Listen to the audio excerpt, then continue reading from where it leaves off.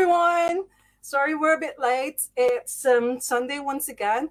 It's now 5 minutes after 2, which is not too bad. I mean, sometimes we're like 20, 30 minutes late. But yeah, so it's 2 in the afternoon in the UK, which means 10 in the evening in Manila, and 9 in the morning in Toronto, where my friend Jessel Baltazar is.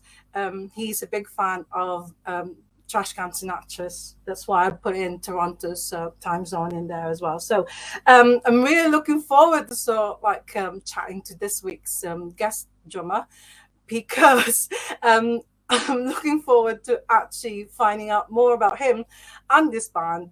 And because I'm a newbie fan of his band. And for longtime fans, please bear with me, because you might find some of my questions maybe frustrating or not that interesting. But please bear with me. You can help me out with some of the questions as well if you like to. But yeah, so we'll bring in this week's guest. My dear friends, please welcome Stephen Douglas of Trashcan Sinatras. Yay! Hi Anna, how are you? Hello, Steve. How are you? I'm good, thank you. Very good. Yeah.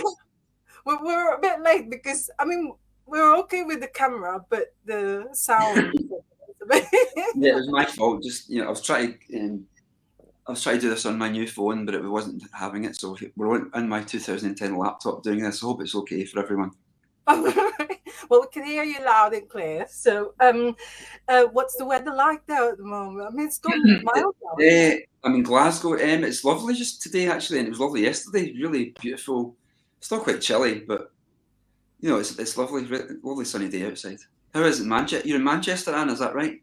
Stockport. Yeah, Greater Manchester. Yeah. How's the weather today down there?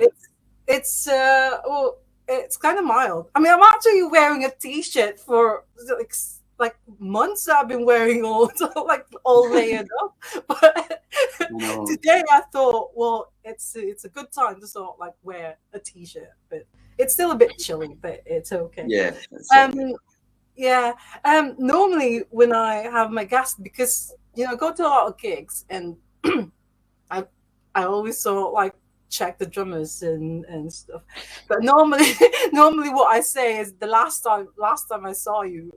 But of course I can't say that about you because I've never seen. Yeah, don't worry about it. We don't tour that often, so. And also, there's so many bands in the world. How can it's impossible? Well, there's not enough time to see everybody, so I totally understand. Yeah, I actually had an opportunity to go and see Trashcan Sinatras in 2018. I think you supported Della Mitri, and you went to Manchester Apollo. Yeah. But the thing is, this is like the worst thing for me is when there are gig clashes and you've got to choose. Yeah. No, I've been there a million times. Yeah, I totally understand. So hopefully someday I'll get to see. Yeah, that'd be great. Great to meet up in person, totally. Yeah, and have a photograph with you as well. Hopefully someday. No problem. Yeah, I got a photograph with you too. Yeah, but before we do the actual interview, I just want to say hello to everyone who joined us. Dubia, thank you so much to Dubia Frederick for connecting us, because it was actually him who told me about you and Trashcan Sinatras. So he said a big Bay Area hello to Anne and Stephen. So hello, Dubia. Thank you for joining us. Hi, Dubia. Hi, William. Thank you, William. Thanks for that. Yeah, and Trevor Palmer said good afternoon to you both. Trevor's in Skipton. Hello, Trevor. How are you? Yeah. And Jessel Baltazar from Canada. So hello, Anne and Stephen. My breakfast is done and just listening in. So hello, wow. Perfect. Yeah, Simon Flower. Hey, Stephen. Simon, how are you doing? Yeah. I don't know where Simon is, but anyway, yeah, Simon Flower. And Simon Haig. Hi all, it's cold in London. I am at the christening, but I've sneaked out to join this oh my god, thank you so much. Thank you, Simon. Yeah, Monty Mendigoria he said, hi Anna, hi Stephen, greetings from the Philippines. Monty's got a podcast where I patterned this Ask the Drummer. It's called "It's All About New Wave." So, hello, Monty. So he's joined us from Manila. Keith Bell, hello, Anne. Hi, Hello, Keith. How are you? yeah, and Simon Flowers in London. So thank you so much. Right. Yeah. So thank you so much, everybody, for joining us. So welcome to Ask the Drummer. Episode 30 is all about you, Stephen Douglas. Yeah. Right. Trashcan Sinatras. It's originally the trash can, which is 2 words. Yeah, we were very particular about that at the time. Yeah, it was just, I don't know, it's just the way we like to have it punctuated. There's no particular reason behind it, but we changed the name, shortened it. I don't know, early 2000s. I don't know, there was no rhyme or reason behind it. It looked cleaner, I suppose you could say. Oh, and you dropped the D as well, so you're just Trashcan Sinatras now. Yeah, and like I always say to the guys in the band, it always reminded me of David Bowie's album Low, because when he was David Bowie, then he was just called Bowie for that album. Oh, right. It wasn't David Bowie, it was just Bowie. So that's what I like to think about it in those terms, basically. So. Yeah, there are 2 Douglases in the band. There certainly are, yeah. John Douglas, are you related to Tom? Yeah, John's my brother, yeah. Oh my So,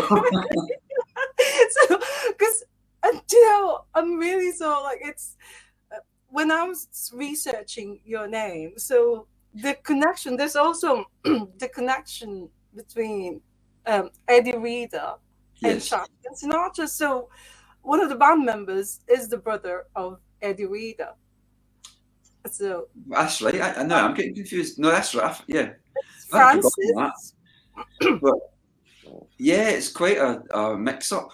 Not incestuous, but just quite mixy. Like, the singer in our band, Frank, is Eddie Reader's brother. So they're brother and sister. But my brother John, who's also in the band, is married to Eddie, Frank's sister. There's that way. It's kind of a connection that way. So yeah. Yeah, that's so awesome. I was so like, because I love Eddie Reader, because I love Fairground Attraction. Yeah, she's so brilliant and perfect. That's just an amazing song. Yeah. So when I found out that she's actually that one of your band members is a brother of Eddie Reader, I was like, oh my god! And then last night I was googling, and then I found out that she's actually married to John Douglas. Yeah. Who's your brother? Yeah, it goes on and on. Yeah. Yeah. It's lovely. Right. It's fantastic.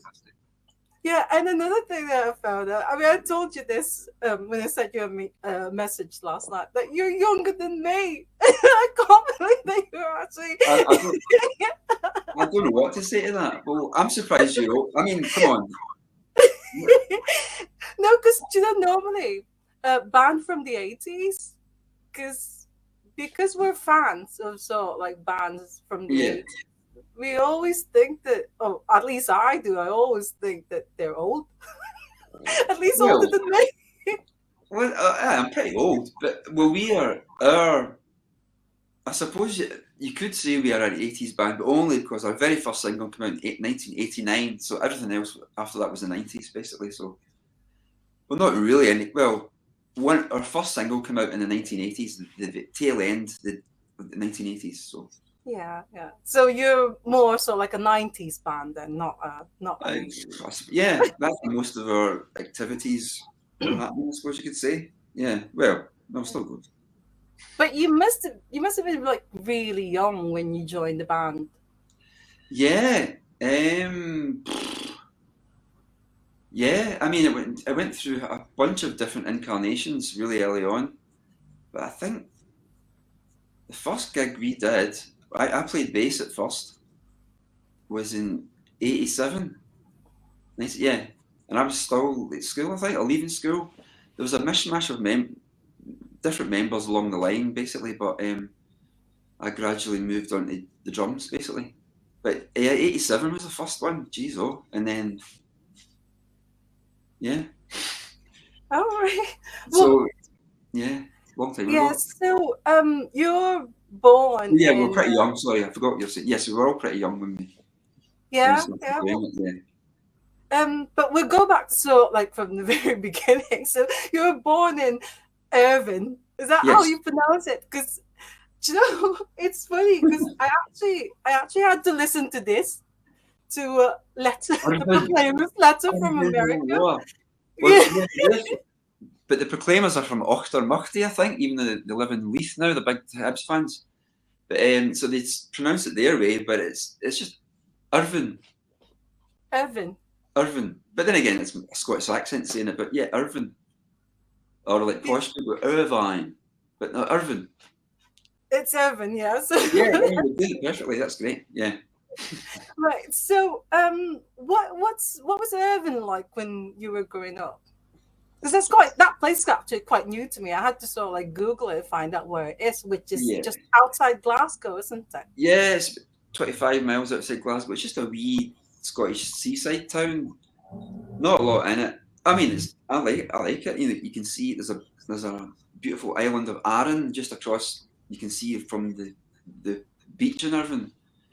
But Irvine in the 80s, when you're a teenager, wasn't, you know, you wanted to get out of there sort of thing. But it was nice. We got to in bars we went to. That's where we sort of met Frank and stuff and Paul. There was a kind of musical community, I suppose you could say, like there will be in most towns and cities everywhere. So, and we just kind of gravitated towards each other. So it was good in that respect. You know, that's where we kind of got together in Irvine. Yeah.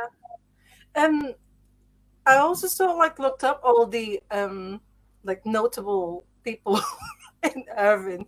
I think Wikipedia had to sort of like change it and include Trashcan Sinatras in there because they're not sort of like included.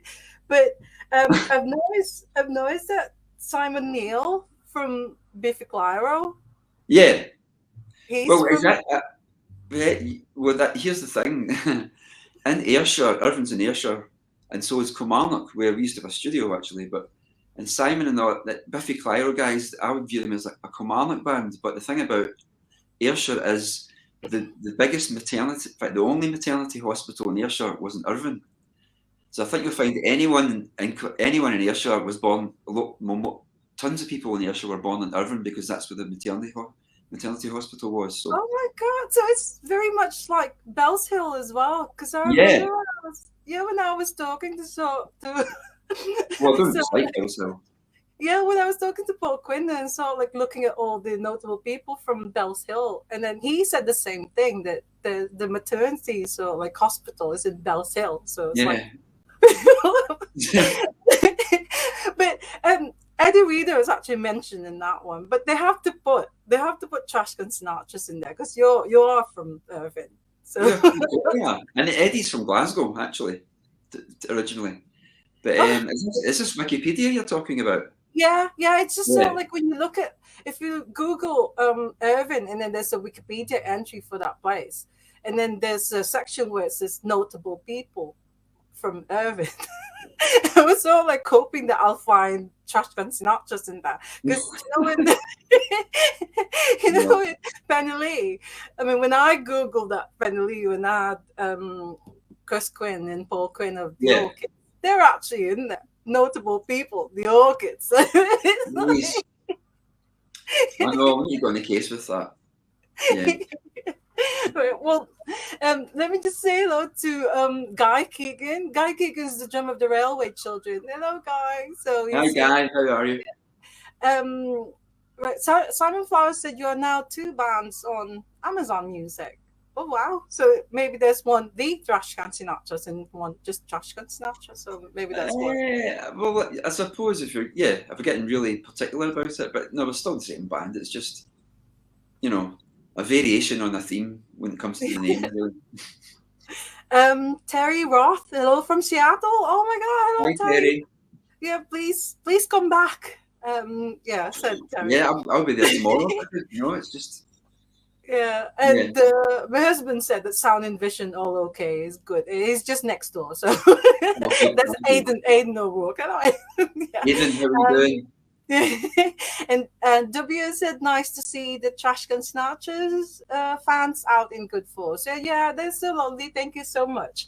Um, right. So you said that there's like a music community in Irvine, or there's at least a club. Like in Liverpool they had Eric's, or maybe Yeah, in Manchester they had the yeah. Hacienda. So in Irvine, I did say Irvine, didn't I? In Irvine, in Irvine. So there's like a hub, like a place where the teenagers used to hang out when you were Yeah,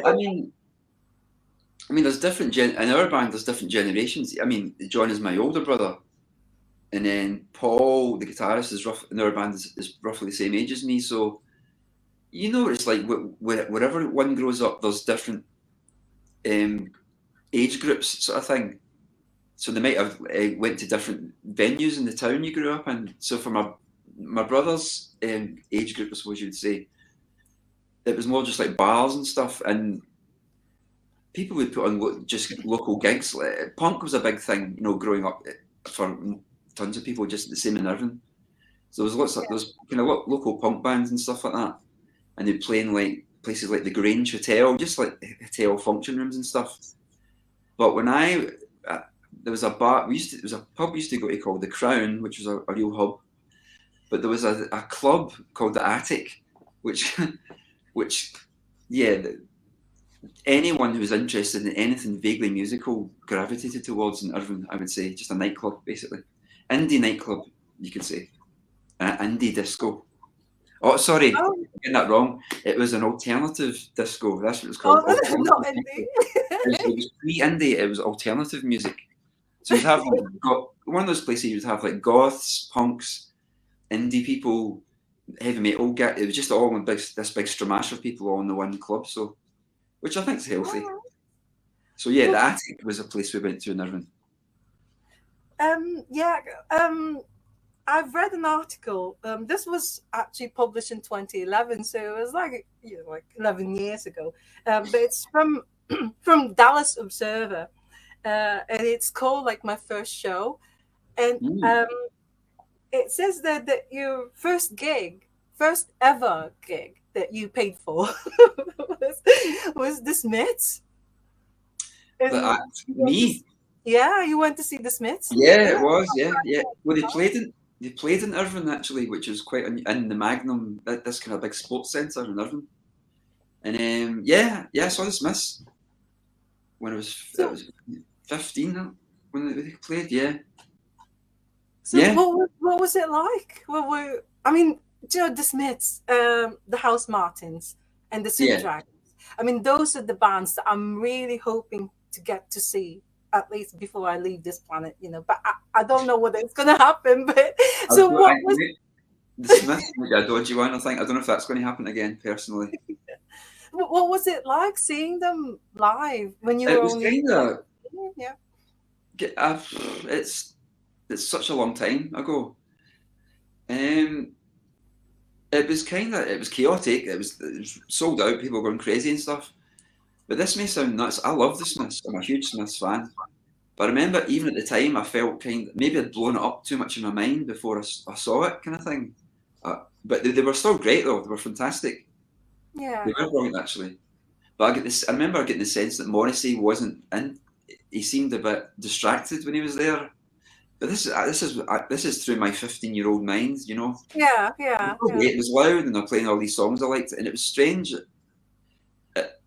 It was being at a big gig like that for the first time, and you're in a crowd, like a football crowd, I would imagine. I'm not a big football. Well, I like watching football on TV, but I've never been in a football crowd where you're just swaying, you're getting dragged everywhere. So that's what it was like. They're watching the band, and you're kind of getting pulled all over the place. Yeah. You're just in the mob, kind of getting thrown around, sort of thing. So that was kind of bizarre. But no, they were great. It was a huge thing, obviously, because I was such a huge fan and remained such a huge fan of the Smiths. Yeah, were you already in the band by that time, or were you? No, I was still at school. I was 15, 1985. What got you into drumming though? What was your first band? Or has it always been Trashcan Sinatras? No, John, and who's in Trashcans, had bands previously to this, kind of punky bands, and my brother Paul played in them too, and they had a drummer, Johnny Taylor, and I remember just going. I loved the Jesus and Mary chain at the time. Oh yeah, yeah. You know, that Mo Tucker, kind of float on the snare thing, Yeah. and he wanted to. John's band were called Easter Parade at the time, John. And Johnny, the drummer, he loved lots of the Glasgow the kind of alternative thing, like the Pastels, Jesus and Mary Chain, Primal Scream and all that. And he wanted to support them, and he asked me just to play the kind of floor tom and snare. So that's the first time I did that's any sort of drumming. So I love that. I suppose that's my first kind of go at it. But my brother Paul had a drum kit at home as well, so I'm lucky in the respect that I've got 3 older brothers, William, John and Paul, and they're all musicians. Well, they all play guitar, bass, and Paul had a tiny drum kit. So in the bedroom we shared, I would have a go on it and just muck around. So yeah, so that's how I sort of get into it, and just listening to records and playing along with them, really.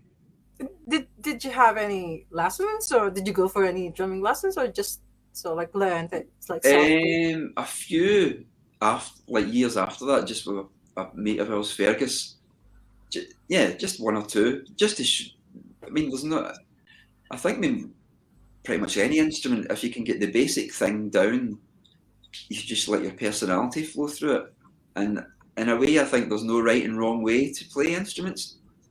You know, lots of my favourite drummers or favourite musicians or favourite singers, they're not great singers or great guitarists or drummers, but they've got this fantastic thing. It's their spirit coming through what they're doing. So lessons are great, but I'm not slagging dissing them. But there's something about someone's just innate personality coming through what they do, sort of thing, that I like. I think maybe if you take too many lessons, that could get removed. No, maybe not. Sorry, I'm rambling a bit. But no, it's right. Because would you agree then that it's got to be in you, though? It's in you. I mean, you could learn it, but you've got to have it first, right? The talent, so like to play the drums and stuff, or any musical instruments. Definitely the drums. Well, yeah, but I don't know the talent thing. I don't know, but I'm very convinced that anybody can play the drums and anybody can play an instrument. It's just the only thing that's stopping them is if they want to do it. That's the way I look at it. So I think anyone can play the drums. It's just if they can be arsed doing it. That's my view of it. But and I don't know if there's talent. But then the more you do something, the better you get at it. I think isn't that what usually happens? Yeah. Well, you're right. I'll never be able to learn it because I'd rather just watch. I'd rather just watch the drummers than actually play it. Well, that's fine. No one has to learn. It's just Well, Simon Flowers said that Stephen, are you aware of your unique drumming style? Whenever I've seen you live, it always makes me smile. Your relaxed style and distinctive head nodding, if that makes sense. Head nodding. So, and he said, wonder if anyone else here recognizes what I mean. So you've got unique drumming style according to Simon Flower. Well, thanks, Simon. I probably do. I think my unique thing is I've got bad posture. Like I'm like that. Just and there's all these toms onto your band still like that, head down, just kind of not look. And it's partly, I think it's through early on being really nervous and thinking that I don't want to make a total arse of this and concentrating, and also being all of us are quite, definitely in the early days, we're quite shy. So you're just very conscious of what you're doing. So it's all that. Yeah. Being nervous about I want to get the thing right, and also being quite shy, and then over years I've just been like that playing the drums, and so I need to learn how to stretch back. I actually went on YouTube last night to watch some live performances, and there's one with the BBC's the Key Sessions. I think it was lead. Oh, you're amazing. Because you're also a singing drummer, which is so good. I love Yeah, I singing try. drums. I try. It doesn't always go well, but yeah. um, I also want to say hello to Richard Bond. I mean, Richard's also a big fan of Trashcan Sinatras. Said Hi, Richard. greetings from Nantwich, Cheshire. Been a Oh, massive been a massive fan of the Trashcans for years. Even got a copy of the Brilliant Cake on cassette. Oh wow! wow. Um, yeah, and Trevor said that he saw the Smiths a couple of times. He said it was the only time that he saw girls fainting. Wow. Yeah, there was that kind of hysteria at the time. Well, suppose I mean at that time they were the in Britain they were a kind of alternative independent band that broke through to the mainstreams. That was really they were the first to do that, I think. So that was such a huge event for many people because now indie music is just a sting. It's a label and everyone knows about it. And this is Yeah. pre-internet as well. Remember, so it's just kind of word of mouth or hearing stuff on the radio. So yeah, I can see the excitement was kind of crazy around those Smiths Yeah. gigs. Definitely hysteria, and they were great as well. That's why people were going nuts for them. So Yeah. Well, I keep seeing like articles saying that you're being compared to the Smiths. Um, and you know, your first band, the first band that you saw, the first gig that you went to is actually the Smiths. Was there sort of like there's a conscious like thing that maybe because you're fans of the Smiths and now Trashcan Sinatras are being compared to the Smiths? So I don't know um, how it's like. it's I And mean is that good, or do you did the band actually like being compared to the Smiths, or not really?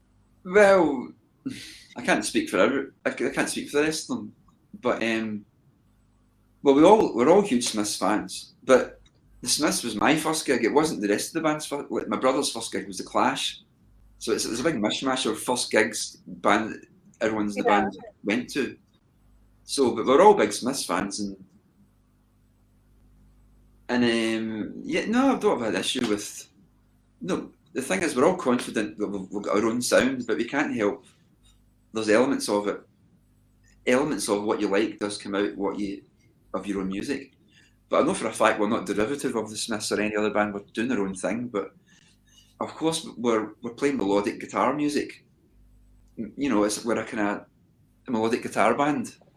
yeah. So inevitably, you would get kind of lumped in with the Smiths sort of thing. But we're big fans, definitely. So And Simon Flowers said that you did a cover of "I Know It's Over" on oh this. yeah, God, that was a long time ago. Right? It was, Oh wow! I it need to was, check that out because I didn't know about that. it was for a French magazine, Les Inruptibles. My French is terrible, but and yeah, they just had an anniversary Queen is Dead thing, and they asked lots of other bands to record. I think Placebo done a tune on it from memory. Yeah, we did. I Know It's Over. I think it was only there was only a few songs left to choose from. It was either that or Frankly Mr. Shankly, I think. Yeah. But I love I Know It's Over. But I remember doing it in we had our own studio in Kilmarnock called Shabby Road, right? I know the Rittles and all that stuff, and we basically lived there for a long time. But that I Know It's Over recording was just us in a period where we weren't on a record label. It was towards the end of it being on our Go discs, and we were just in our own studio, being left to our own devices, basically. So it was great fun. There's a lot of small samples and stuff used in it. I think we sampled the Coronation. Well, we did sampled the Coronation stream theme in it and turned it backwards. So yeah, I like it. It's cool. It's a lot of sample based and us just playing over the top of stuff. But yeah, it was interesting. It was a kind of just a curio for a French magazine. But yeah, it's cool. I think. Yeah, I need to check it. I'm sure it's going to be on YouTube, so I'm going Yeah, to I think check it's on it out YouTube. Yeah, later. yeah, it's good if I remember rightly. Yeah, I've also been so like going on Trashcan Sinatras official sort of like Facebook page, the band Facebook page, Yeah. and it says that you're called the heartbeat, the heartbeat of the Trashcan Sinatras. That's from I your didn't write official. that. That's from your official band page. Also, another thing I read from your band page is a wonderful story about Charlie Watts. Oh yeah, Yeah. yeah, that was great. So, Yeah, yeah. So apparently, he complimented you, saying that that this is like in quotes. You got a great feel. I could hear yeah, you from next door. yeah, yeah. That was pretty special because I mean, like most people, I love the Stones and Charlie's amazing. And we were in, I think it was GLR radio station in London. We're doing a session for somebody. I can't remember who the DJ was, but I remember in the big live room, I'd set up and I was just playing. And I remember just at the corner of my eye, I remember seeing Charlie because he was in the radio station because he had a new book out and he was just getting interviewed about his new book. So we all knew he was in the building, but we just didn't know where. So we were just setting our gear up and I was playing. And I could just see him out in the doorway of the studio, just kind of watching me for about 10 seconds, sort of thing. But I was too busy with engineers setting up mics and all that stuff. But then later on, he just came in and said, "Yeah, man, lovely seal, fantastic." So it was kind of mind-boggling, actually. Really kind of, it was too much to take in at the time. But yeah, lovely guy, a total gentleman, and very, I remember him just doing that total Charlie Watts thing. Well, yeah, it's lovely. Yeah. Right, feel it. And he's, we're going for dinner now. See you later. He was just a lovely person and a fantastic drummer. I love Charlie. He's brilliant. Yeah, that was Well, very special. Yeah. so did you did you just play it cool that oh yeah I'm great? No, not at all. No, Oh, you no. You're just blown away by that because that's kind of that's just rock and roll history. He's part of, yeah. and so yeah, it's still mind-boggling actually. Just that happened. But no, it's just nice that another musician um, Recognizing how brilliant. recognises something in another musician. That's always a lovely thing. Yeah. Well, Yeah, we've got a lot of I'm pretty sure these are longtime fans of Trashcan Sinatras. I could tell that they know a lot about your band, which personally speaking, I mean, me, I have to uh, I did buy this from long time last night from Glasgow. oh yeah, that's the new released one. Yeah, I've seen everything. Yeah, there's a CD. Yeah. So I bought that from last night from Glasgow last year. That's where I bought it. Great. Also, the single Ways, and it's really wow. nice. It's purple. Apparently, it's got like lots of different colors in it. But yeah, I mean, I love that single. That's a great one. yeah, I love this one as well. But personally, I mean, I'm still, like I said, I'm a newbie fan. So Yeah. I remember, I think your first single, Obscurity Knocks, I listened to it on YouTube, and it just doesn't ring a bell. I mean, it's not. It's all like, this is unfamiliar to me at all. But the second one, which is this, sorry, I don't know if you can see it. Only tongue can tell. Yeah. That's actually very, very popular in the Philippines because there's a radio station in the Philippines called WXB 102. And up to this day, I mean, they do online shows now. It's an online radio. Yeah. I still hear Only Tongue Can Tell, so like quite regularly. They always play it. So that one I know. Yeah. Wow, fantastic. Well, hopefully you like some of the rest of it, Anna. But if you don't, that's fine.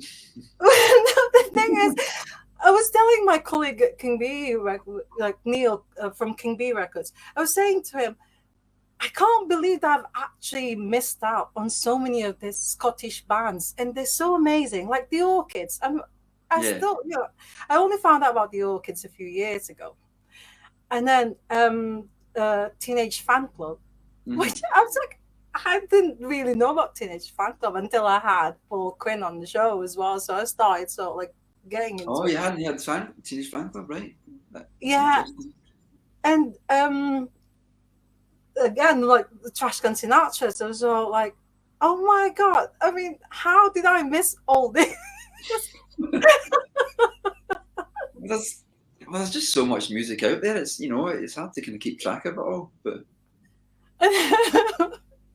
and if it weren't getting played in the Philippines, it's just one of it's hard to kind of source this stuff a lot of times. I would imagine.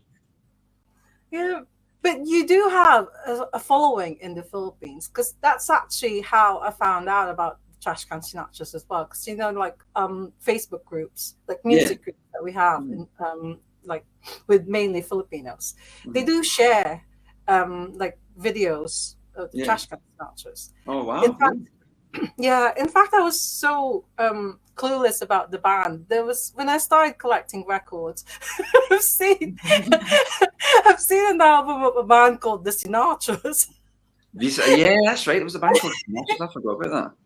I forgot and about that. I thought it was what they were talking about, the Trashcan Sinatras, but now I realize it's not, because I think they're from Leicester, and it's like post punk. Yeah, that's right. I forgot about those guys. Yeah, Yeah, so it's got no connections with you at no all. connection, I'm afraid. No. No, you're very popular in America. Yeah, but we've got Very, very we've got popular. lots of nice fans in America. We've got people that like us in America. Yeah, and we're lucky enough to go and play there. So yeah, we do good. Would you say that you're more popular in America than in the UK? Well, there's more people in America. You've got to factor that in as well. So, I mean, yeah, I suppose, but it's hard to quantify that stuff. Like in America, we'd good. Our first album get played a lot in kind of college rock stations there, so a lot of people grew up with it when they were at college or university and stuff. So that's a nice thing. Yeah, we'll definitely get good popularity in America on the east and west coast, definitely, and in between, and yeah, it's hard to quantify that stuff.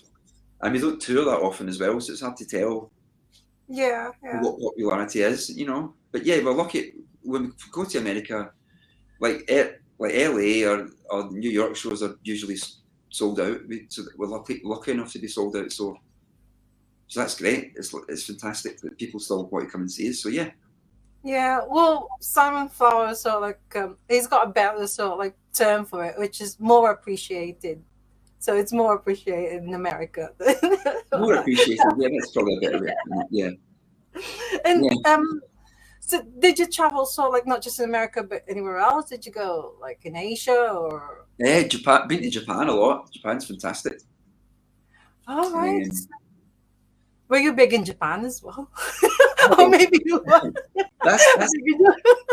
That's the thing. We're obviously we're not some super or ginormous group, but I remember asking our old friend Jun Shinozaki, who used to work for, I think still does work for Sony.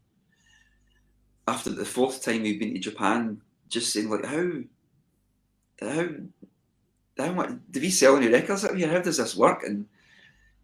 And apparently it wasn't. You're not selling loads, but you've just got really loyal fans that want to see you, and they'll pay because the ticket prices in Japan are more expensive in general. But I think that's just you have to factor in because most bands stay on the other side of the planet. So yeah. But It's the same in the Philippines. I mean, the Philippines ticket prices are so expensive compared to here, but people will still go and and see the bands and and I suppose they wouldn't.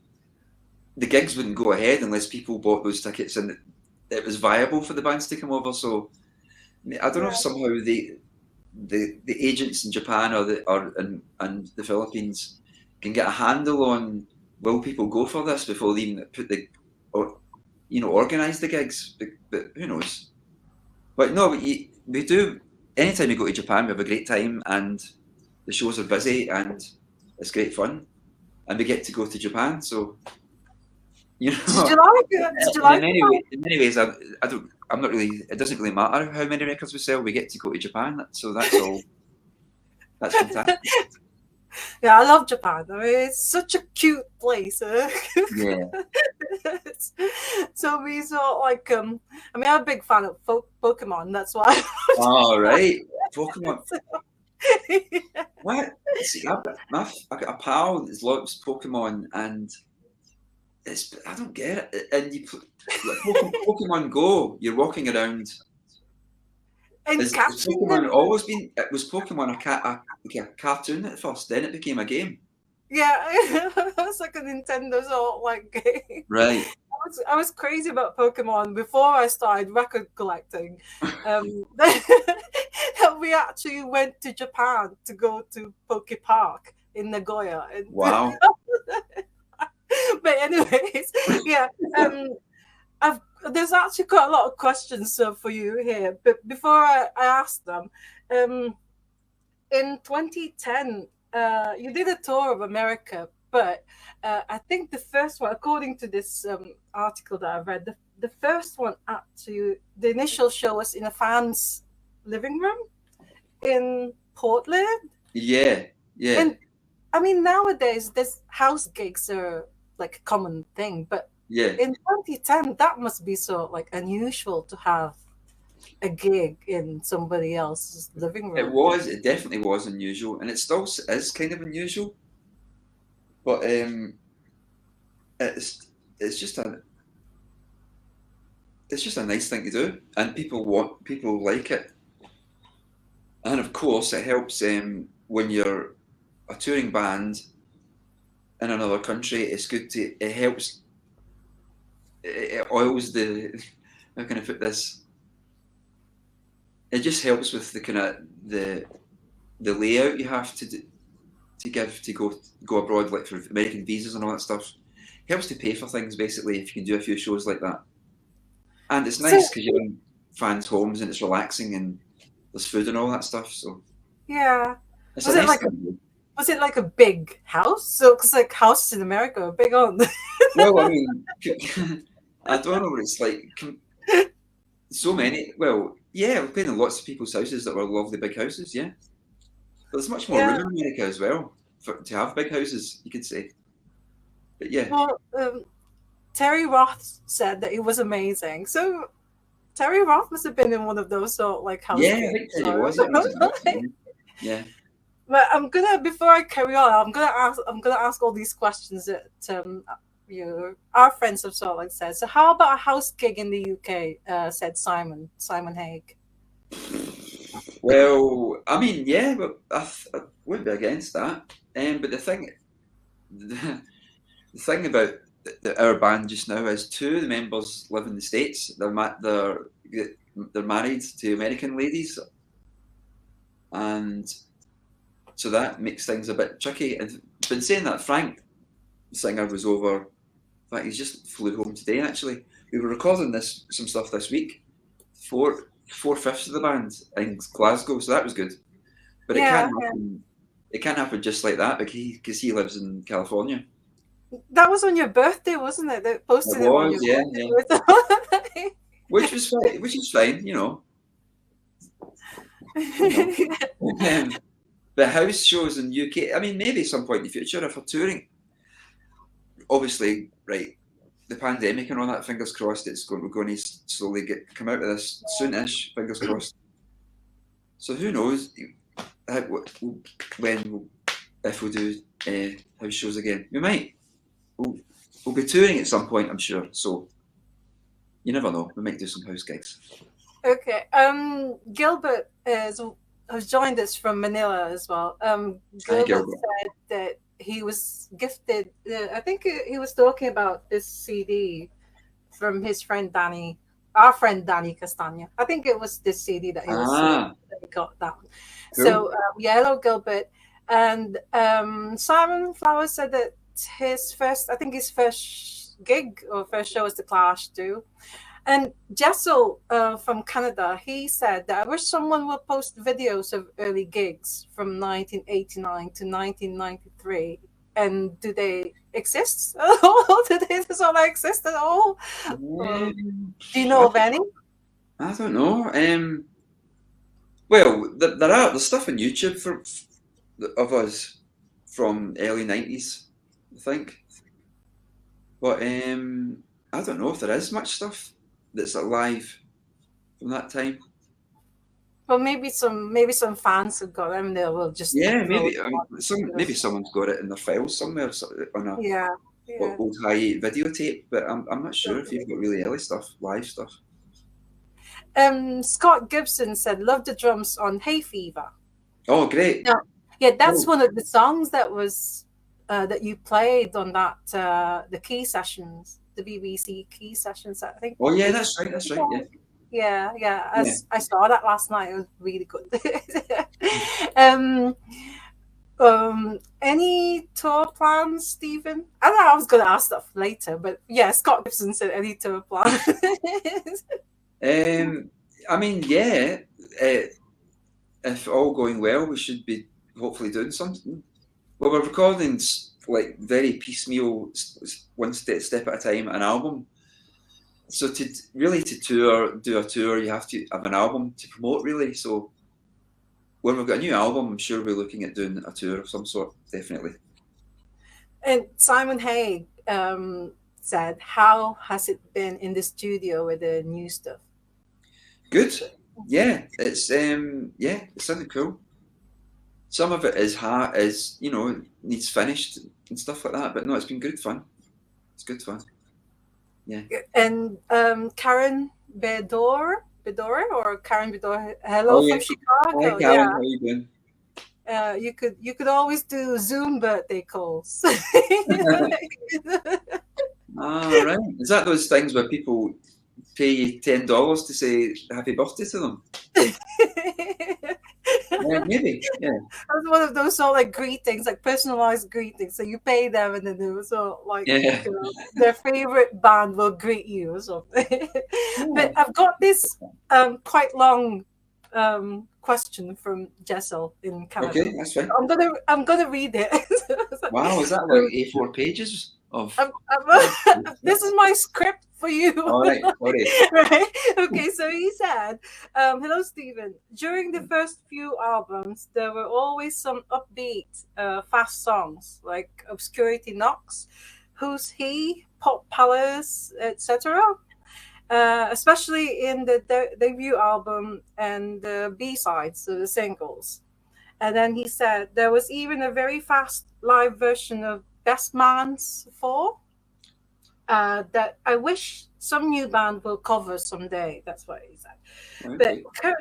But currently, when the band plays live, do you miss playing those fast songs instead of the more sublime acoustic versions? That's his question. That's from Jessel. Instead of the more sublime acoustic versions, I think maybe he's talking about the acoustic shows we've done like in the past few years. But I am sort of, but it depends.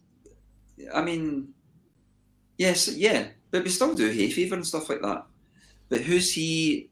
Not so much. I think it's over time, that song. It's good and all that, but I don't know if any of us can feel it so much these days, if that makes any sense. Because so you can't play it fast? No, say that. No, I can. Yeah, I can't. I mean, feel it as in connect with the song anymore. It's as much. You know what I mean? Because it's over 20 years old. Yeah. It's that. But it's good. We all like it, but I don't know, playing it live now. Well, the main thing for any song we do is if does Frank want to sing it? And that's totally right, because look, we can all say, well, I can play the guitar to this, I can play the drums. It's like if he has to feel like he has to feel it to sing it. So that makes total sense as to which songs we should or shouldn't do. All right. Does that make any sense? Yeah. Well, No. Jessel is not, that is like Jessel does not answer your question. Yeah, Well, I Jessel, mean, any band. I mean, let's face it. Any band couldn't play a song if the singer's not interested in singing it, could they? Really? So yeah. It's true. Well, okay, so on Discogs, now I always sort of like check all also like sources and stuff. On Discogs, your name is connected to Boo Hooadine. Now connected to. I don't know if that's you, because I know that Discogs actually so like connects people that's got a similar name or the same name, and it's actually not Yeah. them. But Boo Hooadine's got a Oh, 2009 Boo album. Hewardine. Oh, yeah. Yeah, is God Bless the Pretty Things, and so Yeah, so that was you. You played drums on that. that's right. Yeah, I did. Sorry, my head's mince. Yeah, yeah, of course. Yeah, I played with Boo. I recorded stuff with Boo. He's a lovely guy. Great songwriter. He's got some lovely songs. Yeah, Yeah, because Boo. the Bible are actually very big in the Philippines. We love Wow. the Bible in the Philippines. Yeah. And yeah, and they're very popular. And yeah, Boo. I mean, I thought his surname is Ewadine, but then someone actually said it's Hooadine. Hewardine. Yeah. Boo Hewardine. Yeah. Yeah, It's a cool name, but it takes a bit of but getting used to. Yeah. Boo Hewardine. Yeah. yeah, yeah, Lovely because guy, though. yeah, he's very tall. I met him. He's just very, He's very crazy tall. tall. Yeah. He should be a policeman, really. Let's face it. You think a policeman? Boo should be a policeman. He's got the voice for it anyway. So I'm glad that it's actually you that's you who's played the drums on that one, and not so like just someone with the same name. And so, like, Yeah, no, it was definitely me. now, Simon Higgs sort of like asked, "Would you like to do the lead vocal? Because you're a singing drummer, so would you like to do that, the lead vocal?" It's maybe. I mean, we all sort of try and write stuff, so maybe. But no, Frank's the singer. But they all look. Everyone in the band has sang songs, and our expansive back catalogue. We've all sang songs at one point or another. Some more than others. John and Paul have sang some. I've sung once, I think. Which song did you were you the lead singer? It was a B-side ages ago. But yeah, and I wouldn't be against it, but only if it was appropriate. Yeah. I've got to sort of like look it up. So what's the title of the song? I'll leave you to look it up. One time ago.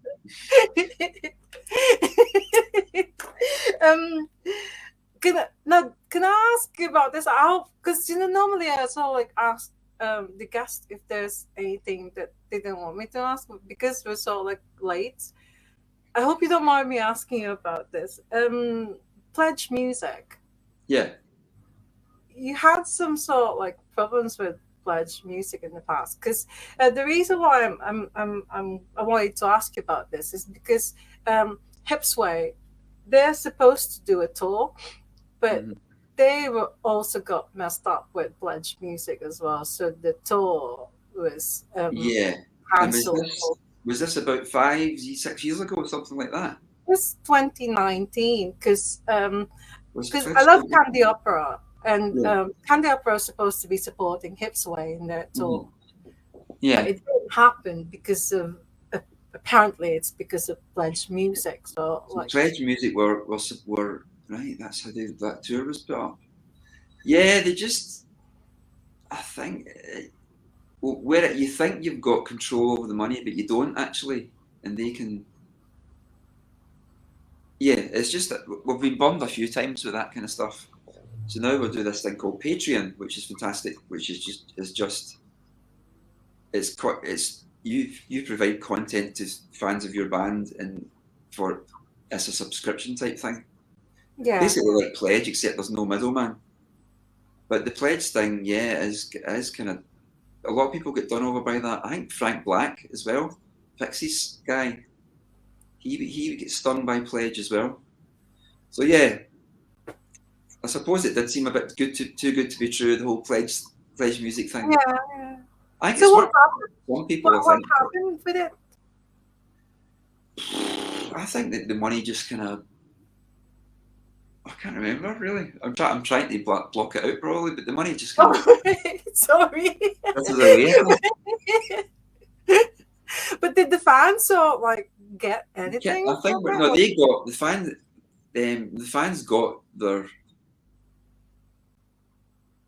it was special editions and stuff, and I'm pretty sure the fans all got the kind of the stuff that they paid for. But from our side of things, it didn't work so well for memory. Yeah. So for us, it wasn't we've just learned a lesson, and now we're just doing it. Yeah. You know, this Patreon thing, where it's just between us and fans of our band, and that's with no one else in between. So now there's Patreon, and that's actually run by all of you, by the band itself. So yeah, all right, that's brilliant. So yeah, it's really good. It's really good, and we're lucky enough that people want to kind of subscribe to what we're doing, sort of thing. So it's nice. Yeah, we're lucky. It's good. Simon Flower asked, any favorite songs you like playing?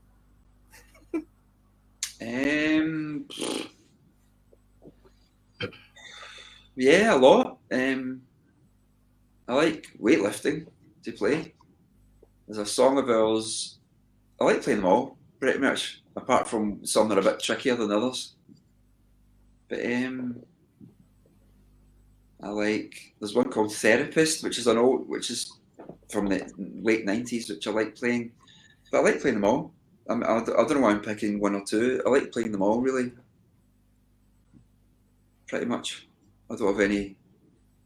The only things the only concerns I have are if something's a bit tricky when I'm playing it, so I'm a bit more tense. But apart from that, I don't have favourites as such. I just like them all.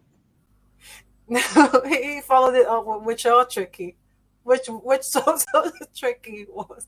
That's his follow-up question. We've got a song called All the Dark Horses, which I love, and I love the feel of it and everything.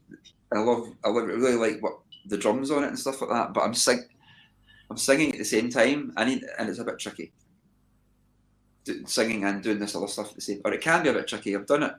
I've played it well a couple of times since, but yeah, that can be a bit tricky. That's one that springs to mind. But you also love sort of like singing. Like I said, to me, a singing drummer is actually, I just love them because it must be really hard. Sort of like you said, it's tricky singing and drumming at the same time. Yeah, it can be. Yeah, it depends how complicated what you're doing your hands and feet as well. But yeah, and yeah. It can be tricky, and it depends what the sound's like on stage as well, because you can't walk closer to your monitor. You're just sitting. You just You can't, But no, it's good. That is good. It's mainly just to add more strings to the bow of the band. So when you're playing, so there's another element that's there. So it's in a supporting role. That's what it is. So. Well, Simon Haig said that he loves the Trashcan Sinatras Patreon, so that's good. And cool. Karen is asking, are there any songs you really want to do live but never have done or rarely do?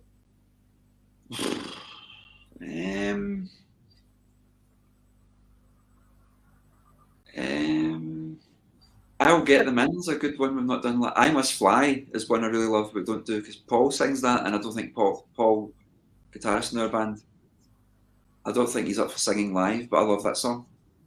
We never do that. That'd be good to do live. There's one called House Proud I really like, which would be good to do live.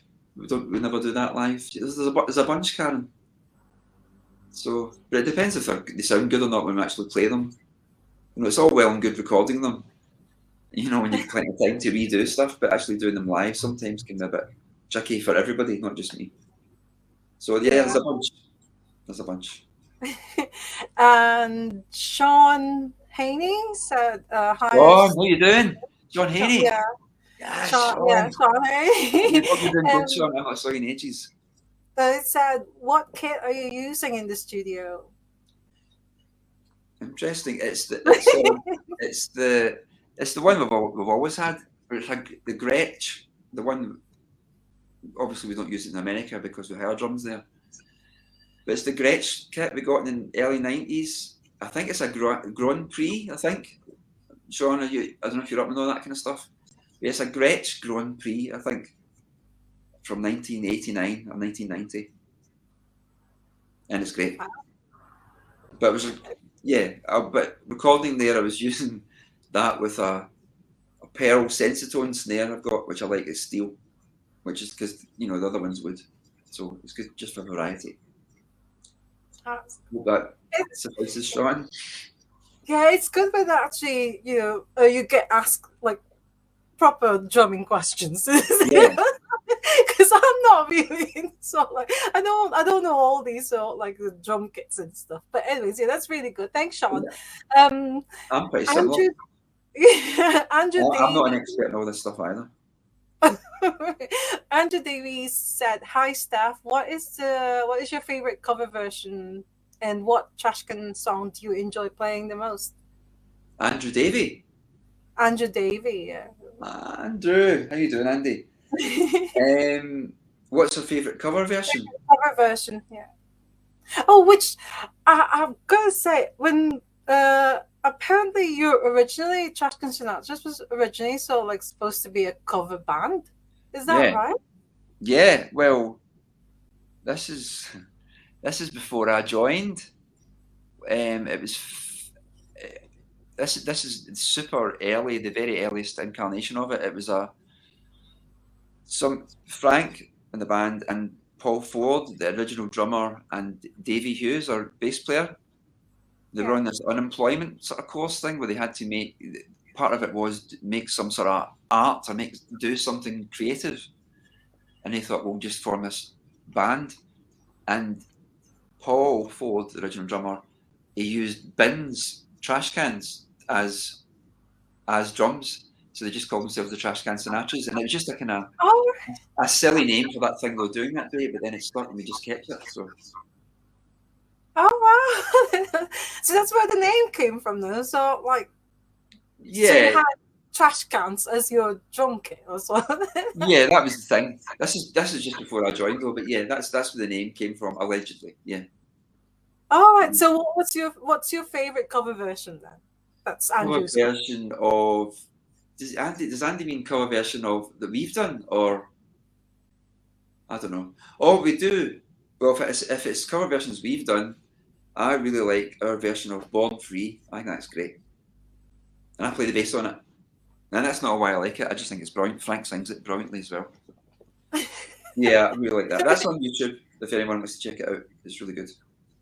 So you play bass, but you're mainly the drummer, though. But yeah, I do really. It was just that. It was happenstance that I happened. Davey wasn't there or something, and I just played the bass on that. But all right. But no, it's a great song. Frank sings it great, and we do a really good version. So I like that. Simon's asking about Stainless. Is that like a song? I mean, I'm really sorry about this. I mean, I'm not Stainless, Stephen. Is that Simon asking that? Well, Simon, you need to ask John, my brother, about that. I don't know. John wrote the lyrics. There's a bit of kind of royal family stuff in it as well, which I don't know what John's on about. But it's a well, I do. But I think you need to speak to John about the lyrics. But I think it's John just doing a kind of just in a mode going. I'm going to write a song about a subject and just doing it. So I think it's just wordplay kind of stuff, to be honest. Okay.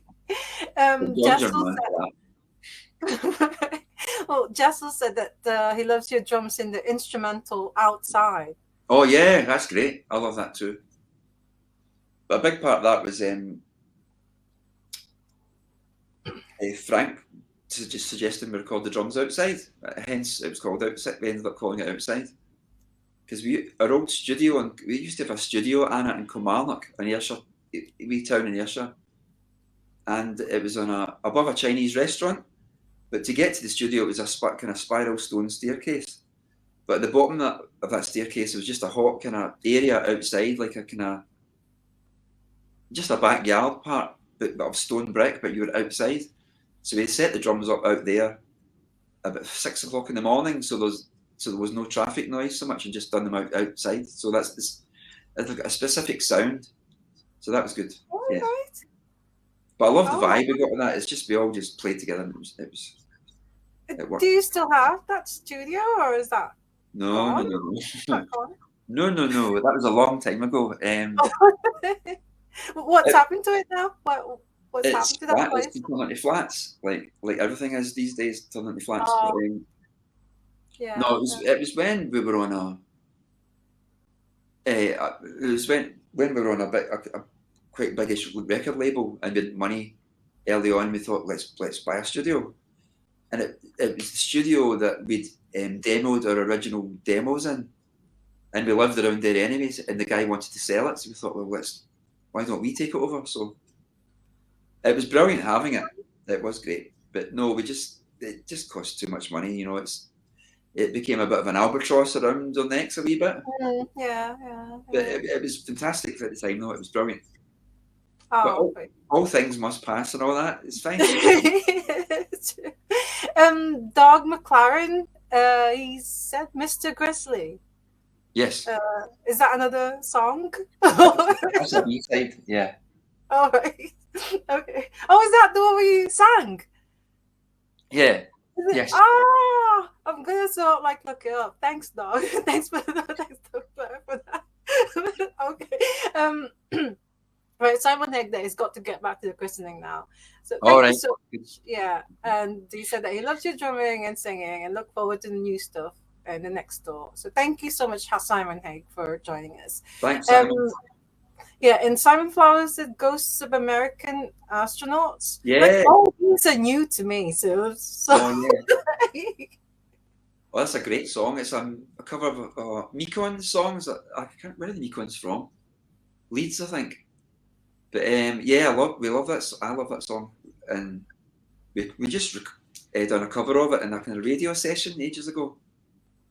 Yeah, that's a great song. And I agree. That's a great song. Sean Haney said any 3/4 or different time signatures on the new record, and hope you're singing too. The 3/4? Oh, Sean. Yeah. No. But I was, if you're really interested, one of the songs, there's a lot of drummy fill stuff at the end, and I was doing a lot of triplety stuff, it's not 3/4 time signature, but yeah, over the top drumming, you could say, a lot of kind of stuff, John. But no waltz time or 3/4 time, sadly. And Karen says 5/4, 6/8, or 7/8 would be cool. I mean, these are all so like. That says what? 5/4, 6/8. 5/4, 6/8, or 7/8 would be cool. They're too tricky, Karen. I don't. 5/4. I like 5/4. 7/8's good as well. It just depends what. I mean, anyway, you can play these feels, but it depends what the song is. None in 7/8 just now, though. No. I think Karen is a drum tutor. That's right, Karen. So I'm sure you're well aware of my skill set and that kind of stuff when it comes to all the technical sort of vibes. But no 7/8 just now, anyway. Oh, that's brilliant. Hello, Karen. Hi, Karen.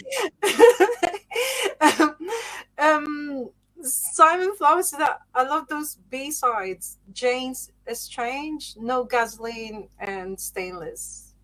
Yeah, they're good. They're good. Yeah, I like those a lot too. Yeah, and Terry Roth said, looking better every beer was fun. Right, we've only done that at one gig once. Yeah, that was good. It's a Stray Cats song. That's a fantastic. I'm a big fan of that song. Yes. I'm so like, I'm reading all these. So I'm just wondering, are they song titles or they're actually so? Song titles. I've got, I've got to so like learn a lot and like about Trashcan Sinatras, and at least. And it's like Jessel said that Mr. Greasley is the first song in the on the B Road compilation CD. Oh, is it? Oh, yeah, I guess. Yeah. CD too. Yeah. And so he also did not know that that you were a singer. So Well, now you know. now you know. Um, do you know when I was sort of like watching your live performances on YouTube? I'm sort of like hoping that you twirl. Do you twirl at all? I can't do it, but it's kind of naff, is it not? No, it's incredible when Well, someone, do you know, Paul, we were years ago bored in the studio mixing. Paul and our band learned to do this and showed me. I can do that. But who wants to do that? It's kind of heavy metal, isn't it? I can't do it fast. Drumsticks. So do you do that when you play? No, never, no. No, I think it's cheesy, naff. Well, each to their own. It's not for me, but it's good. It feels nice as a muscle memory thing to do. That's all. Yeah. At home or something, you do it. It feels good in your fingers, but never. I'd be too nervous about dropping them and mucking up the song. So no, and it's. Or maybe sort of like throwing it and then sort of like catching it and then playing again. No, it's not my thing. That's not how I roll. Anna, I'm sorry. I don't do that. Well, do you know the best one that I've seen sort of like do it? Terry Chambers of XTC. Oh yeah, he's brilliant. I saw them play live last week. In fact, isn't he touring just now?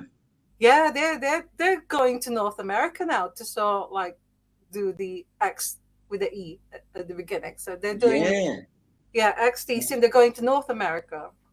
Wow. And but he's actually so amazing when he does all these twirling. Oh yeah.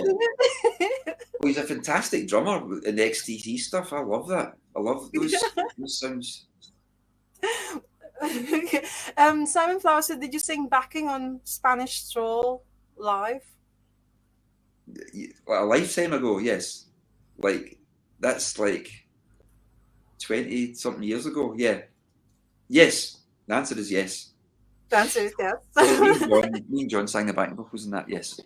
Yeah. So like everyone, like W was saying, here comes the twirl, and Sean Haney said that I don't think I've ever seen Stephen twirl his sticks live. So maybe not. Was there a reason for that, Sean? I was asking about Mike Joyce before you actually couldn't hear me. Are you sort of like, is he one of your drumming heroes, or are you a fan of Mike Joyce's drumming? I like him. Yeah, he's good. Yeah, he's good. I mean, he's not when I think of someone playing the drummers, there's all the drummers, but no, he's very good in the Smiths. Yeah, it totally works. Yeah. Yeah. Well, very good. I was going to ask you, do you have any drumming heroes at all? Or who do you sort of like? Tons, loads, yeah. All sorts. I love Carlton Barrett, who played in the Wailers, Bob Marley's band. He's fantastic. And I love Pete Thomas, who played with Attractions, Elvis Costello's band. All right, yeah. Obviously, all the James Brown guys as well. Yeah. There's so many great drummers.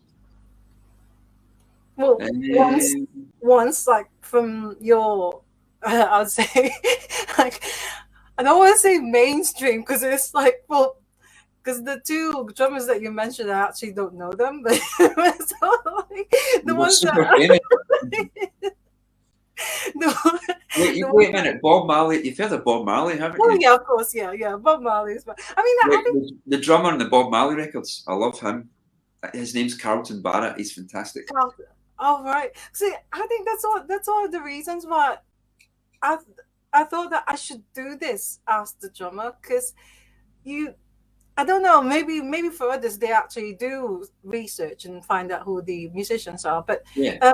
I think for some fans they know the lead singers only, and there's not much, so like the spotlight's not on the drummer, or I mean sometimes the guitarists also get the attention as Yeah. well. But, so I thought, well, it's nice to sort of like just find out more about the about the drummers and not just about the singers and stuff. So sorry, it's just Sean Haney said that amazing how you never aged. How Stephen never ages. Well, Must be the soap he uses. look closer, Sean.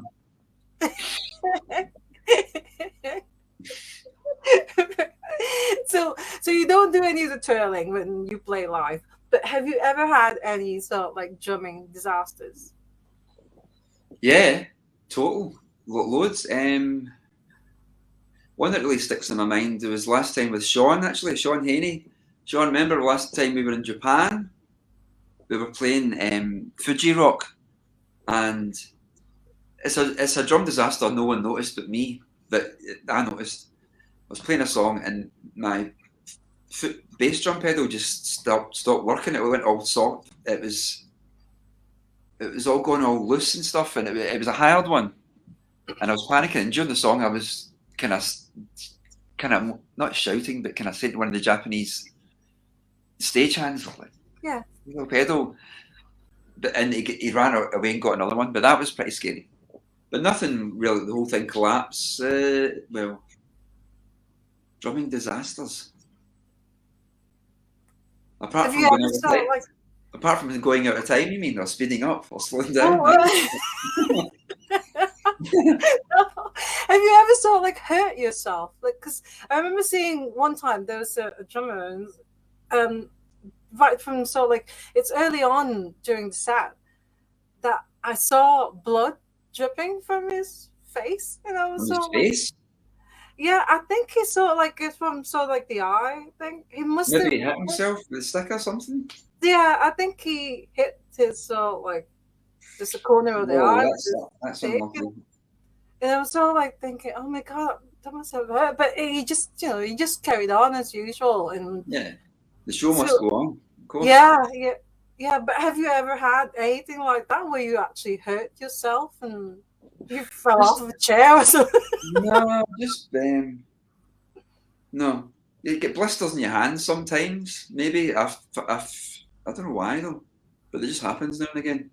Maybe from playing for so long, or not playing a lot, then just suddenly playing again. Maybe I don't know what causes it. No, I didn't years, but I think on tour, sometimes I've had blisters in my hands, but nothing, no great. Nothing like falling off your falling off the drum stools. No, but I've got I have nightmares about that though. Actually, because I think I've been on stages where been quite high, and there's been a drop down behind it. Like where my stool is, there's only about that, and took a big drop, and that can be quite scary.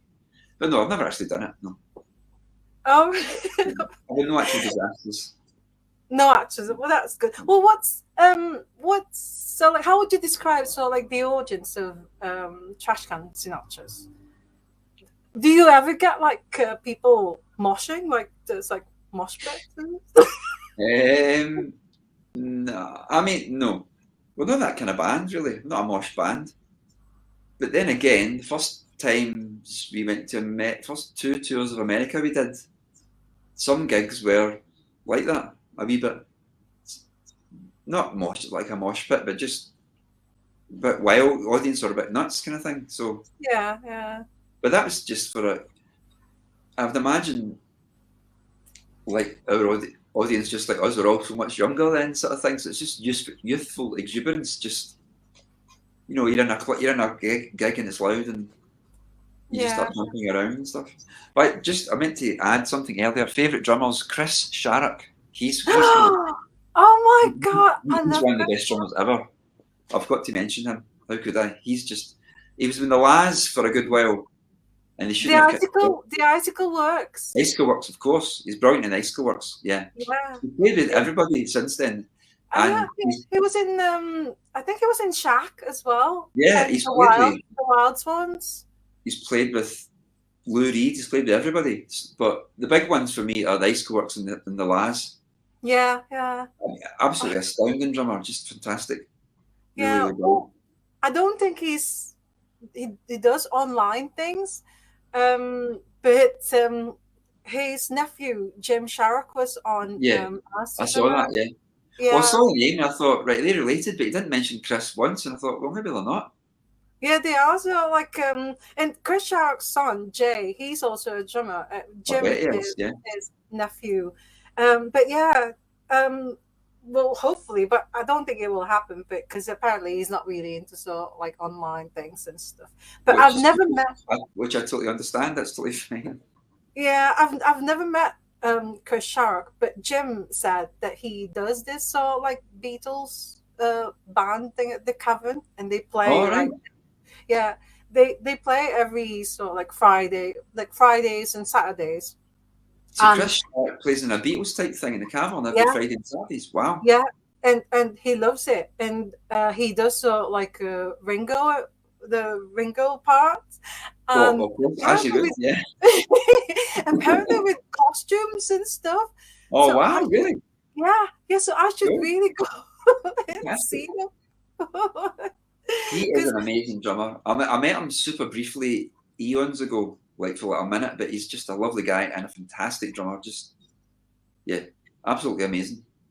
What about Rennie? Rennie's great. Rennie's fantastic. Yeah, love Rennie. Oh yeah, I love Rennie as well. Especially the funky side of Rennie, if you know what I mean. He's I think he was described as a human. That was like a machine, or something. What is it? Because the way he plays the drums, it's so much like. And he's got a small kit as well, and he makes the most of it. But I love the stuff I like some Stone Roses stuff better than other Stone Roses stuff, if you know what I mean. And I prefer the funky side of the Stone Roses, rather than the India side. And Rennie's drumming is fantastic on what's that one? Love Spreads. It's fantastic. Yeah. Totally groovy. Yeah, he's a brilliant one. Fantastic. I'm glad that you got Chris Sharrock and Rennie, because Sean Haney said, "How are you doing with technology? Loops, drum pads, triggered sounds." Wow. I'm not doing that at all, Sean. I've got one of a Rowan thing, but it's just, I should get it out actually. It's just heavy. But no, I don't use them at all really, even though I like them. And I love drum machines. I love all those electronic sounds. But no, Sean, I've not been using that much. I probably should. It's got an electronic drum pad thing I've got. But it's stored in a cupboard under loads of other stuff, and you know what it's like. You just never get the notion to pull stuff out when it's packed away, really. So maybe I will at some point. But no, I'm not using it around. So, someone asked us before. So, are there any plans of going on tour this year or soon? I don't think so. No. I mean, for us, we want to finish what we're going to record and then put it out, and then hopefully we'll do. Then we'll tour. But obviously the world's opening up just now, but yeah. I think it's still with a kind of qualified I don't think anyone's rushing into opening up again. We're opening up carefully, aren't we, when it comes to touring and stuff like that? So we'll see. But no, we'll definitely tour again, I'm sure. It's just we need to have something to tour with. Well, I hope you will do soon, so Yeah, me that I too. can Hold actually. on, what was this? Yeah, I'm sure we will. Well, whatever soap you're using, W said that you have to sell that soap at the merch table. That's just a private thing I asked Sean ages ago about. I had kind of a bit of eczema and asked Sean what's his tips for that stuff. Nah, Sean, no, what this is, Sean. It's this ancient MacBook I'm using. It's not sharp. You know what I mean? It's the camera on it. It's from 2010, so there's no sharpness here. If it was sharp, you'd see.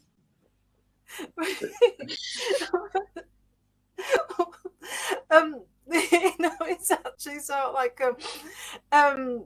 because you look so young. I'm You not look, young. What are you talking about? What is this? I'm not young.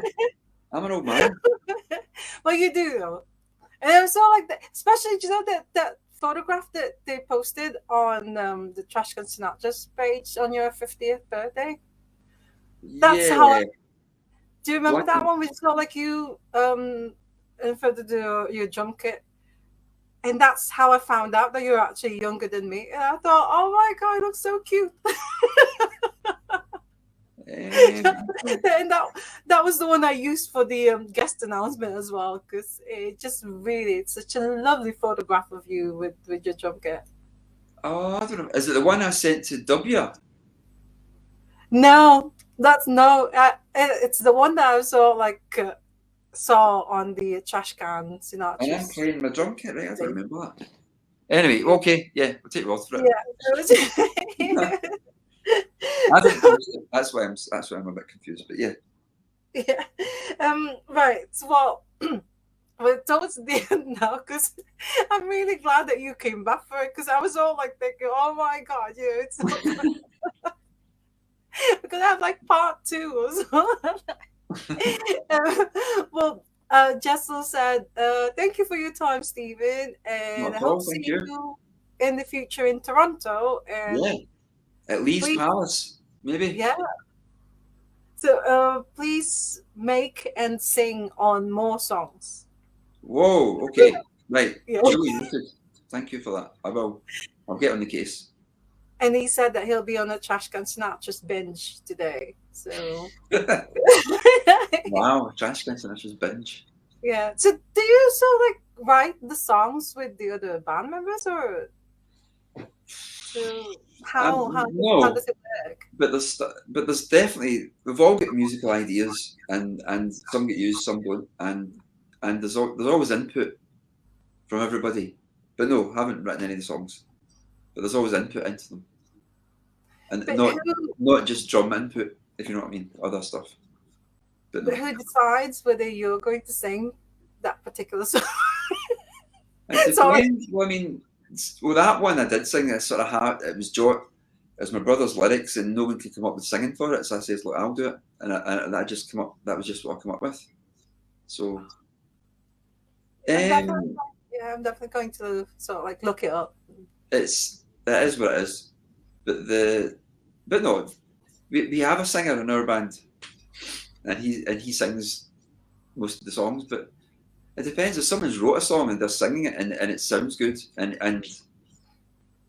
only they can emote it. But that's who sings it. There's no rules really. It's just whatever sounds best. Yeah. Did you And say you sometimes it still? sounds best when someone else sings the songs. So Do you? Well, was it Francis Reed who lives in California now? yeah, But all the other band members, you're all in Irving. no, Paul Livingston, the guitar, one of the guitarists lives in Seattle now. He used to live in California, but lives in Seattle.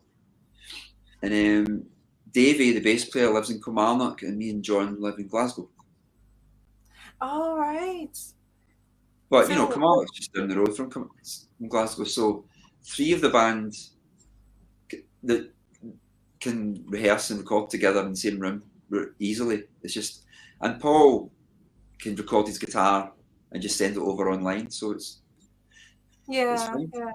And see, in many ways, we've recorded stuff over through lockdown. Anna just remotely. Well, the three of us would get together in Glasgow, and the other two guys would just send stuff over from America.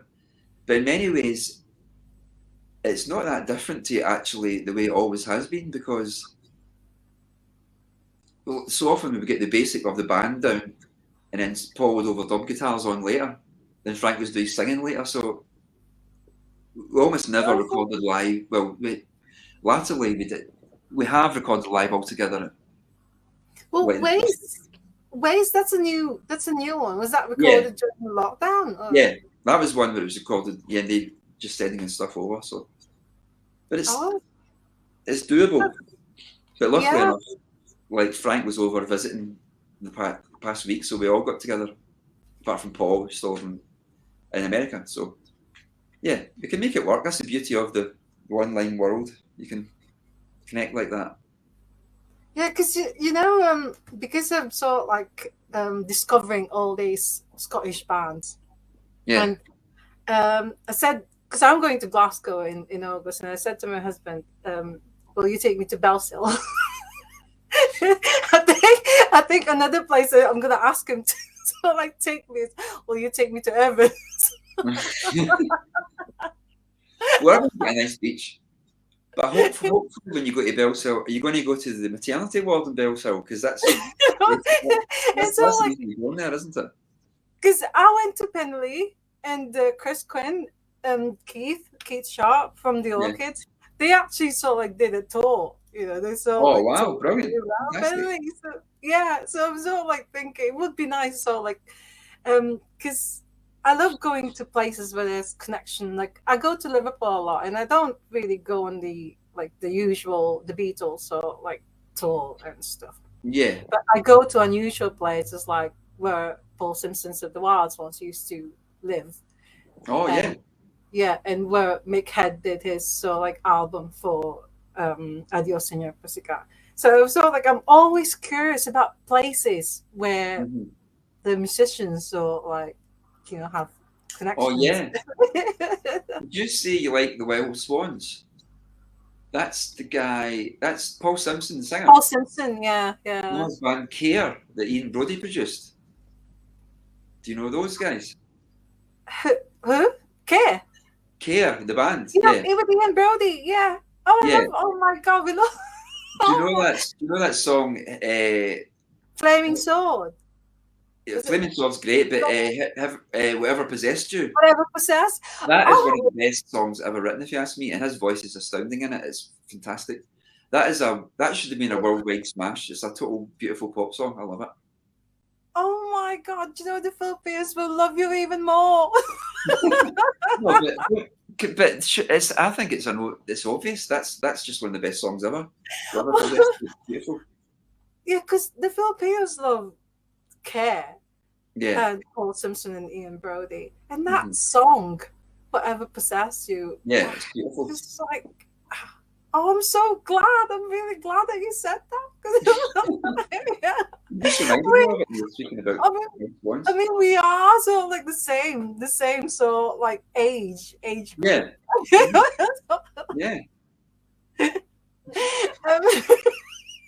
Oh my God, that is so good. W said that lots of great things coming down the Trashcan Sinatras line in 2022-2023.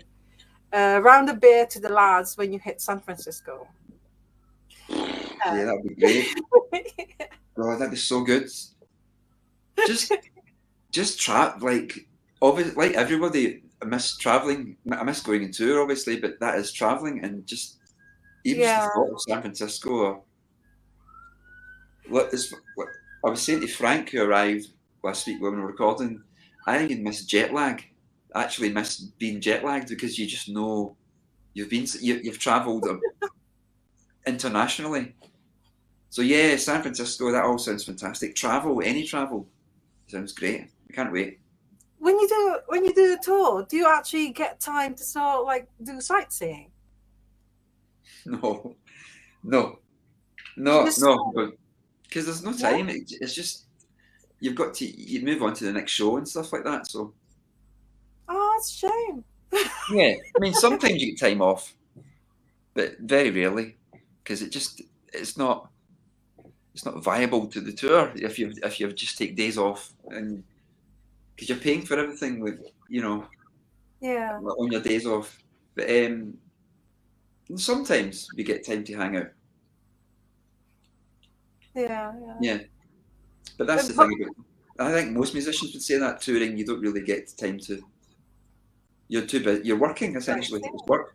You're not on holiday, even though even it's fantastic. even in Japan, you didn't get a chance to Oh yeah, like. Japan's different because it's just so organised over there, and yeah, and the shows are early. They finish at 10 and stuff like that. It's brilliant, and you get time just to want. Yeah, Japan's great for that. Yeah, and you Oh, get I plenty. see. Yeah, yeah. You get time to sightsee in Japan. Yes. I was just gonna say, because you love care. Do you know? I actually tell everybody that I'm the luckiest Filipino new waver in the world, because the only time that Paul Simpson and Ian Brody did Flaming Sword live, I was there. It Wow. was it was in 2019 at the Royal Liverpool Philharmonic.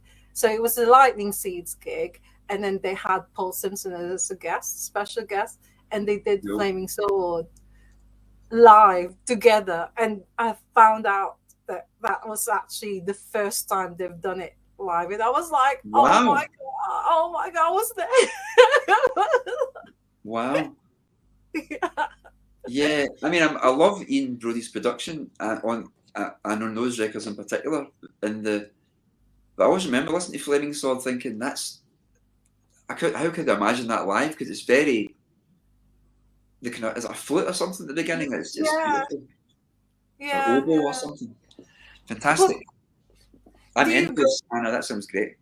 do you go to gigs a lot, or When I can, yeah, yeah, yeah, in yeah, Glasgow? yep. Saw some great gigs before lockdown, obviously. Yeah, Who yeah. will be to see? I love Chic. They blow my mind. And Songhoy Blues, I love them as well. They're great. I love going to see gigs. Oh, that's good. Yeah, because I mean, I like doing so, like just going out there and then seeing bands live. You know, I love my records as well, but Yeah, it's nothing compares. So like seeing that, exactly. Yeah. seeing the drummer play, seeing the drummer play live. I Well, get a thing. but I don't know if you get this, Anna. There's some bands actively I'm not interested in the records. I just like seeing them live. There's bands that are local to us maybe that are more like that, but it's the actual act of going to see them live is the big thing for me. The yeah, yeah. records I'm not as interested in. It's the live thing I'm more interested in.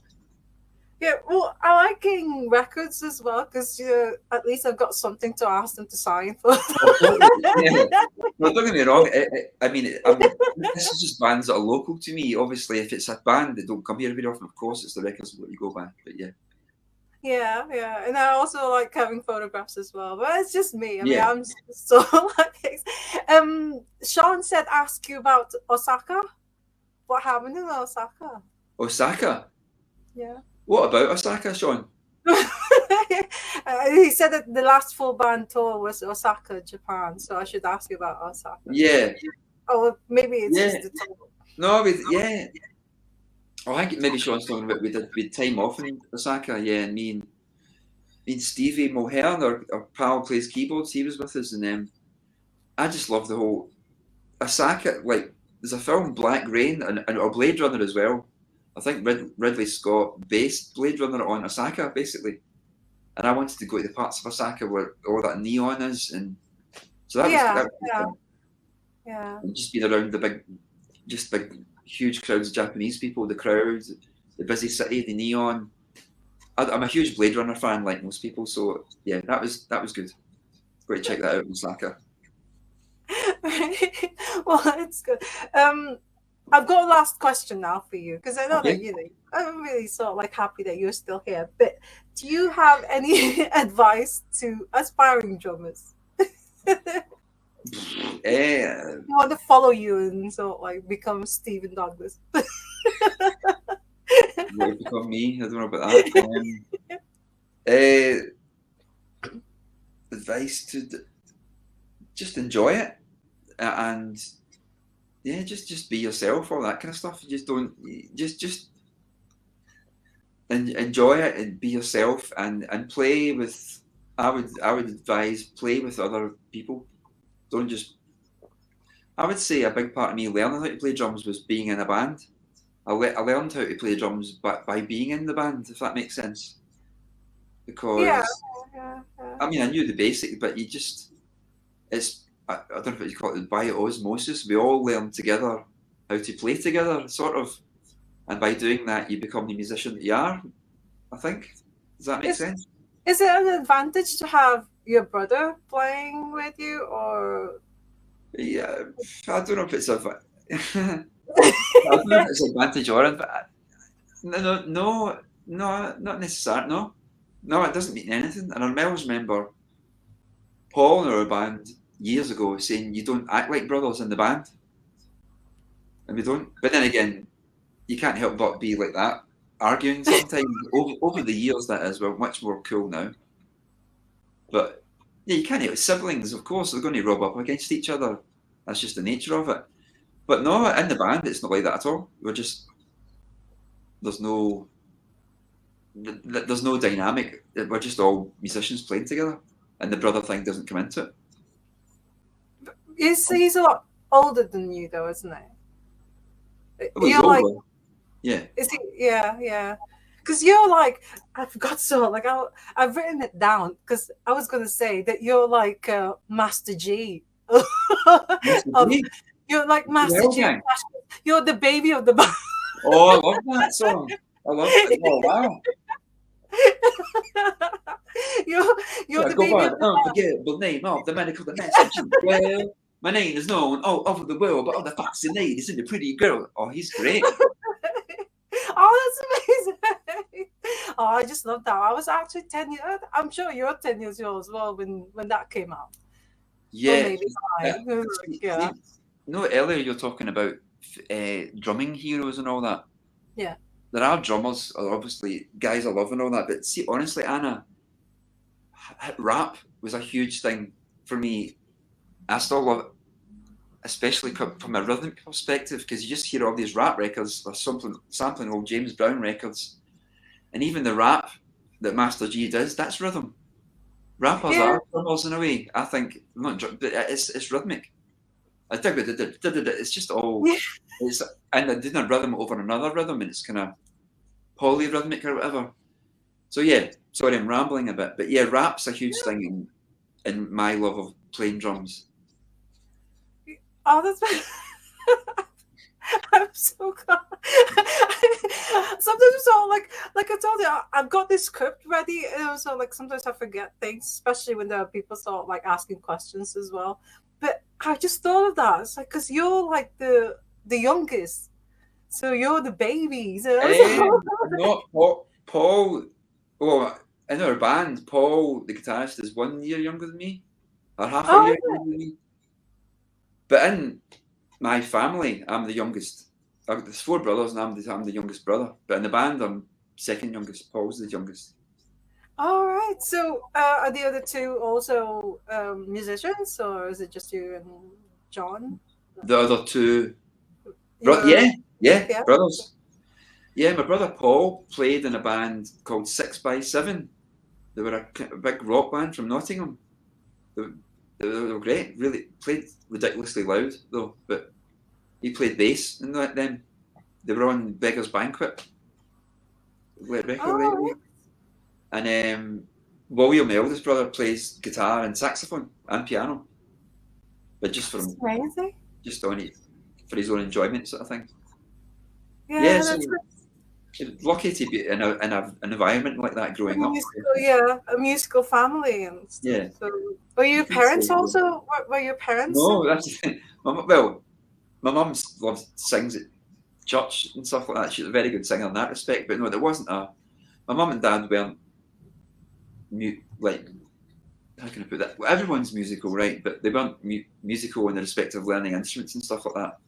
That came from just the brothers, basically. My siblings, I think. So yeah.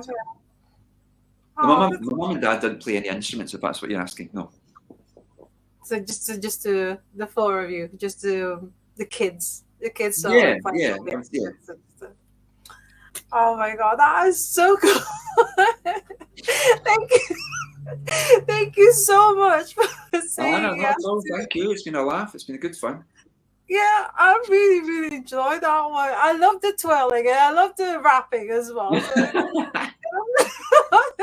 I just love that you mentioned Master G. That was totally unexpected. Wow.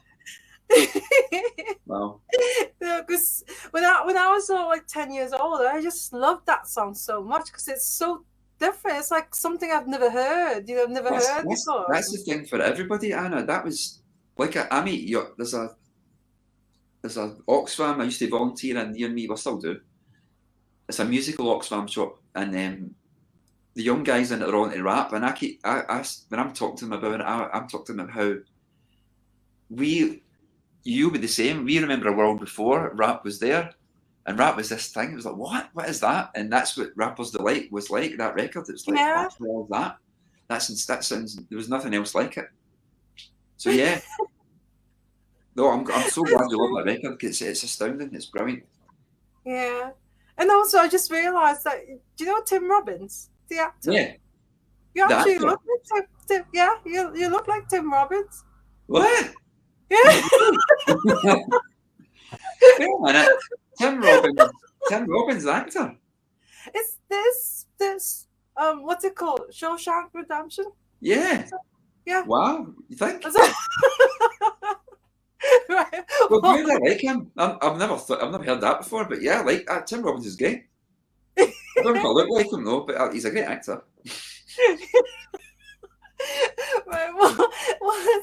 Well, thank you so much. Oh my god, I really enjoyed it. I really hope that you'll play soon. Like Yeah. Soon. Yeah. So I would love to start like go and see you play live. And, well, it'd be great to meet you in person. Definitely. Yeah, get to meet you and have a photograph and stuff. Yeah. And I'll bring my whatever I've got. Because do you know another thing that I've realised is because I work in a record shop at King B Records in Manchester. What's the name of the shop? King B. King B. Records. Oh yeah. Okay. Yeah, in Manchester. Yeah. We don't get many sort of like Trashcan Sinatras sort of like records in. I think with like similar to sort of like Sarah records that people or fans who actually have them. Yeah. They keep them. They don't sell. Yeah. They don't sell them. Yeah. So maybe that's why it is because ours is like a second-hand shop. So we only have something if somebody will sort of like bring them in. Yeah. Yeah, it's but they are quite, maybe people are holding on to them, which would be nice. But the Oxfam music shop that I used to sort of volunteer in, periodically we would get some of our records in, but even I noticed that it was very, very rarely. But then again, it's Glasgow area, so maybe there's more. I think maybe there might be more people in the Glasgow area that have our records, put it that way, than other cities, put it that way. Yeah, but I think people do hold on to them, but that's a good thing. Yeah, I know, because I'm sort of like thinking, even CDs, and I mean, it's nice that Last Night from Glasgow are actually reissuing or re-releasing it. At least people didn't get it the first time, are able to like get copies of it. Yeah, that's brilliant. It's really, really great. Yeah, because it's just one of those sort of like, I mean, you do get a lot of Paul Youngs and Phil Collins and stuff, which is okay, but we hardly get Trashcan Sinatras in the shop. Yeah. So interesting. We'll get them. So, right. So, Dubia said, thank you, Anne and Stephen, for one of the wildest, craziest I was all like, so wildest, craziest, notice, soappiest event of March. And take care. Peace, love, and Wow. music. Thank you. Cheers, One, William. yeah, thank you so much for the connection as well. You know, if it Yeah, wasn't, totally. Yeah. yeah, if it wasn't for him, then I wouldn't have known. And of course, thank you that you actually said yes to us to drama. Oh, not at all, Anna. It's fantastic. Really nice to meet you. Yeah, nice to And meet you really, too. I really enjoyed what we're doing as well. Oh, thank you. All right. Well, enjoy the rest of your weekend. You too. Yeah, hope someday I'll get to meet you. Yeah, me too. Me too. That'd be great. Okay. Yeah, all right. Well, you take care. Okay. Okay. Bye. Thanks, Anna. Thank you. Bye. Take care. Bye. Bye. See See you you. later. Oh, thank you so much, everyone, for joining us. And I do apologize for what happened earlier because I don't know. I think it's just a glitch on the system that I use, like StreamYard. Because but you know, it's okay. And when I upload this on YouTube, I'm gonna just put the two together, so at least it's just one sort of like video and stuff. If you want to rewatch it and see it again. Um, but anyway, so thank you so much. Enjoy the rest of your weekend, whatever sort of like how many hours it is. And please do keep an eye out for next week's guest announcement post. It's going to be another sort of like indie special for next week. So love music, love life, and oh my god, I love Stephen Douglas. Love drummers so much. And thank you, everyone. Bye. Bye.